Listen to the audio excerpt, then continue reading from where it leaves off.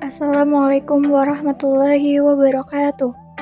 Sebelumnya, kami ingin mengucapkan terima kasih kepada Bapak Ahmad Mardalis sebagai dosen pengampu mata kuliah Islam dan Iptek dan teman-teman semua yang telah memberikan kesempatan kepada kami untuk mempresentasikan hasil diskusi kami mengenai pentingnya penguasaan ilmu.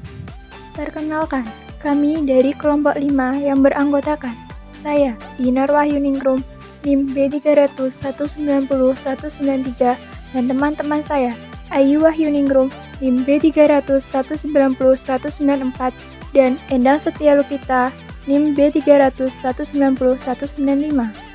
3 pandangan kaum muslim terhadap Al-Quran. Pandangan pertama mengatakan bahwa Al-Quran memuat seluruh bentuk ilmu pengetahuan termasuk disiplin-disiplinnya. Pandangan ini karena menempatkan Al-Quran sebagai sumber ilmu pengetahuan dan teknologi.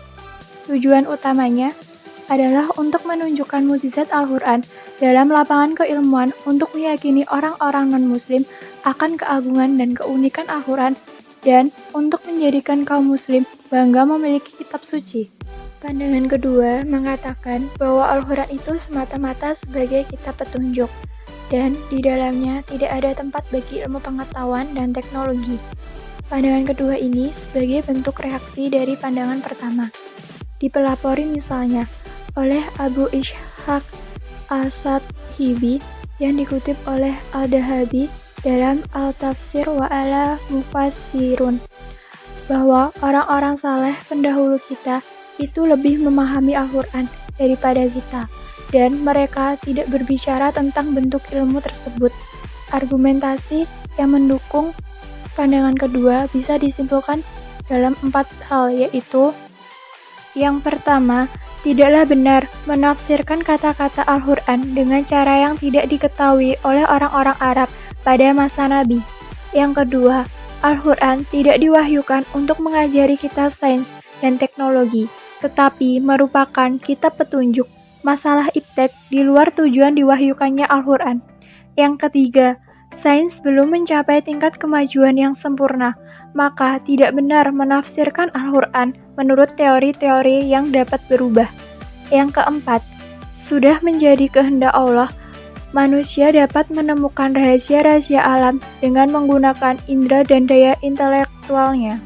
Pandangan ketiga yang mengatakan Al-Quran mengandung prinsip-prinsip umum segala aspek kehidupan termasuk iptek, sebagaimana dikemukakan oleh Syekh Mushafa Al-Marahi yang dijelaskan dalam pengantar buku Ismail Pasha yang berjudul Islam and Modern Medicine. Dikatakan bahwa bukanlah maksud saya untuk mengatakan bahwa kitab suci ini mencakup secara rinci atau ringkas seluruh sains dalam gaya buku-buku teks. Tetapi saya ingin mengatakan bahwa Al-Quran mengandung prinsip-prinsip umum. A. Isyarat Al-Quran tentang pentingnya penguasaan iptek. Terdapat 7 itibar dalam bidang iptek yang terdapat dalam Al-Quran. Yang pertama, penggalian lubang di tanah, menguburkan mayat dan menimbuninya, seperti yang dipelajari Habil dari perbuatan gagak setelah ia membunuh saudara kandungnya, si Habil. Quran Surat Al-Ma'idah Surat ke-5 ayat ke-30-31. Yang kedua, pembuatan dan melayarkan kapal yang dilakukan oleh Nabi Nuh alaihissalam pada masa menjelang air bah datang, sehingga terjadi banjir besar. Nabi Nuh dan umatnya yang setia selamat dari banjir tersebut. Quran Surat Hud Surat ke-11 ayat ke-36-44. 3. Menyucikan, meninggikan fondasi dan membangun Baitullah oleh Nabi Ismail alaihissalam dibantu oleh Ismail. Quran Surat Al-Baqarah Surat ke-2 ayat ke-124-132. Yang keempat, pengolahan sumber daya alam dan hasil bumi oleh Nabi Yusuf. Quran Surat Yusuf Surat ke-12 ayat ke-55-56. Yang kelima, pelunakan besi dan pembuatan baju besi seperti pengendalian dan pemanfaatan bukit-bukit dan burung-burung oleh Nabi Daud. Quran Surat Al-Anbiya Surat ke-21 ayat 80. 6. Komunikasi dengan burung semut, dan jin. Pemanfaatan tenaga angin untuk transportasi, pemanfaatan tenaga burung untuk komunikasi, mata-mata untuk tentara, tenaga jin untuk tentara, dan lain-lain. Oleh Nabi Sulaiman. Quran Surat Al-Anbiya Surat ke-21 ayat ke-81. Al-Lam Surat ke-27 ayat 15-28. Sabah Surat ke-34 ayat 12-13 dan Syot Surat ke-38 ayat 34-40. Yang ketujuh, penyembuhan orang buta berpenyakit lepra dan telepati oleh Nabi Isa alaihi salam. Quran Surat Ali Imran Surat ketiga ayat ke-49-50.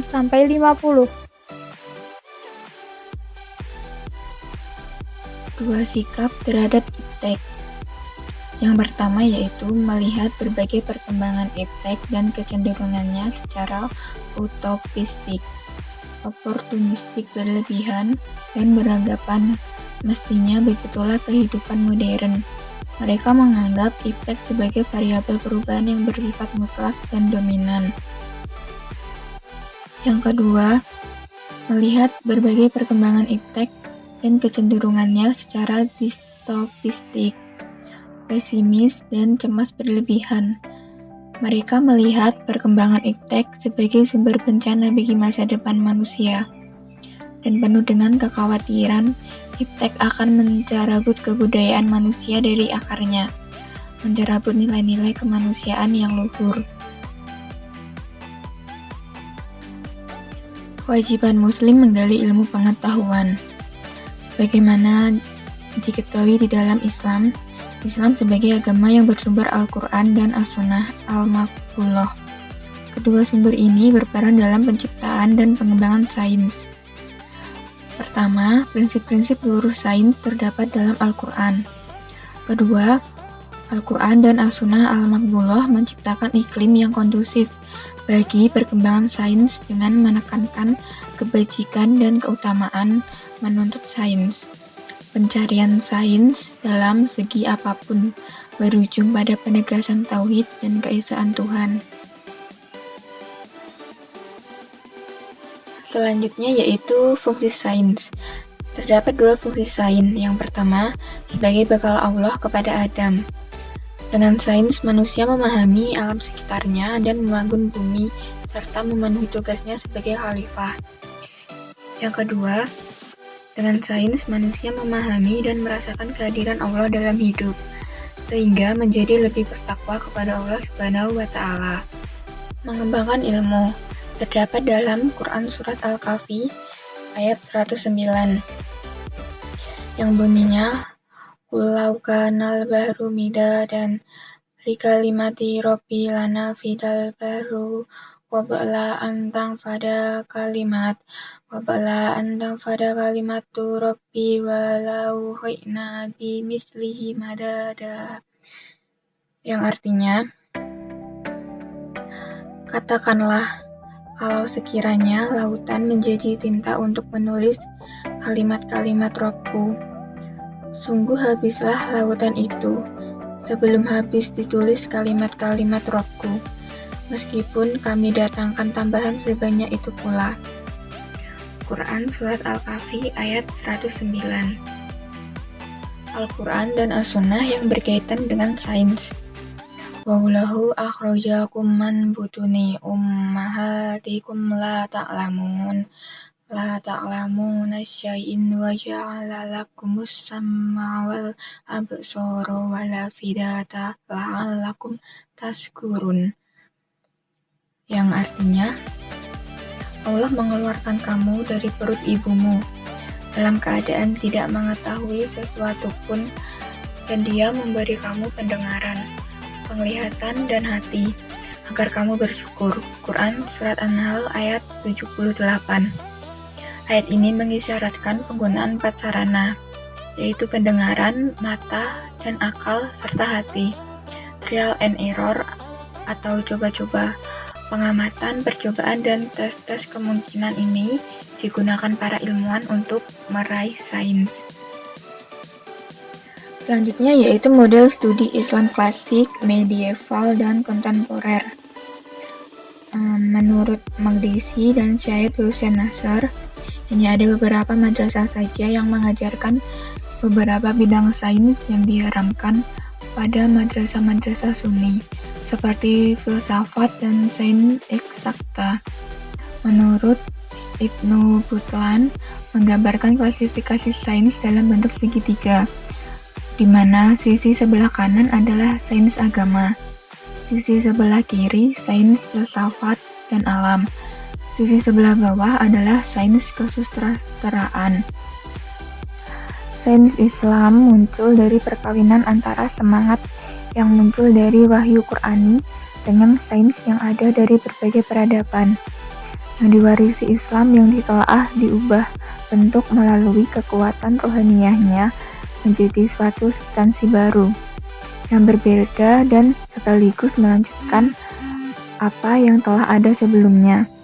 Sifat internasional dan kosmopolitan wahyu Islam yang bersumber dari karakter universal wahyu Islam dan tercermin dalam penyebaran geografis Islam dari Al-Islam membuat Islam mampu menciptakan sains pertama yang benar-benar bersifat internasional dalam sejarah manusia. Hussein Nasr dalam Islamic Science and Illustration Study. Slide selanjutnya, klasifikasi sains Islam terbagi menjadi 3. Yang pertama, sains filsafat dan alam. Yang kedua, sains keagamaan Islam. Dan yang ketiga, sains kesusastraan. Ibnu Khaldun mengklasifikasi menjadi 2 kategori. Yang pertama, sains nakhliyah yang terdiri dari Al-Quran, hadis, fikih, kalam, tasawuf, dan bahasa. Dan yang kedua, sains akhliyah yang terdiri atas logika, filsafat, kedokteran, pertanian, geometri, astronomi, dan sebagainya. Selanjutnya ada beberapa pendekatan. Yang pertama, pendekatan burhani bersumber dari alam sosial dan manusia dengan pendekatan filsafat dan sains. Yang kedua, pendekatan bayani, yaitu yang bersumber dari nas, teks, wahyu dengan pendekatan bahasa. Dan yang ketiga, pendekatan irfani, yaitu yang bersumber dari pengalaman keberagaman, ar-ruyah, al-mubasyirah dengan pendekatan hati dan intuisi. Ada 3 pandangan ulama klasik tentang penguasaan ilmu. Yang pertama menurut Al-Ghazali, dan yang kedua Ibnu Khaldun, dan yang ketiga Al-Farabi. Pertama yaitu ulama Al-Ghazali yang menyampaikan bahwa ilmu pengetahuan merupakan dasar dari segala kebahagiaan yang ada di dunia dan akhirat. Dan yang selanjutnya, berdasarkan kewajibannya dibagi menjadi 2. Yang pertama, fardu ain, yaitu yang dibutuhkan di akhirat, dan yang kedua fardu kifayah, yang mencakup ilmu kedokteran, pertanian, politik, industri, dan sebagainya. Kedua, ulama Ibnu Khaldun, di mana dikenal sebagai bapak ilmu sejarah atau bapak sosiologi. Beliau menegaskan bahwa ilmu dan pendidikan merupakan gejala sosial yang menjadi ciri khas jenis insani. Pemikiran Ibnu Khaldun bisa menjadi acuan dalam dunia pendidikan modern sebab sangat mengutamakan teori dan praktek dan bersumber dari Al-Quran. Ketiga, ulama Al-Farabi, di mana beliau memandang bahwa pendidikan itu mesti diberikan sedini mungkin dalam rangka menyiapkan anggota masyarakat yang memperoleh keberuntungan atau a beneficial member of society. Menurut Farabi, manusia sempurna atau al-insan al-kamil adalah orang yang memiliki teoritis kebajikan, pengetahuan intelektual, dan moral praktis yang kemudian diterapkan secara sempurna dalam tingkah lakunya sehari-hari. Dalam pandangannya, kehidupan masyarakat akan tenang dan teratur apabila terciptanya keseimbangan moral dalam masyarakat tersebut. Dan berikut adalah referensi buku dari materi yang kita ambil, yaitu tentang pentingnya penguasaan ilmu. Dari presentasi yang telah kelompok kami paparkan, Kita semua dapat mengambil suatu hikmah dari materi tersebut, bahwasannya orang pandai selalu ingin tahu apa yang kurang pada dirinya, kemudian berusaha menyempurnakannya dengan melihat kelebihan-kelebihan orang lain. Sedangkan orang bodoh selalu sibuk mencari-cari kekurangan orang lain untuk menunjukkan dirinya pandai. Sekian presentasi dari kelompok kami. Kurang lebihnya kami mohon maaf. Billahi taufik walhidayah, waridho wa inayah. Wassalamualaikum warahmatullahi wabarakatuh.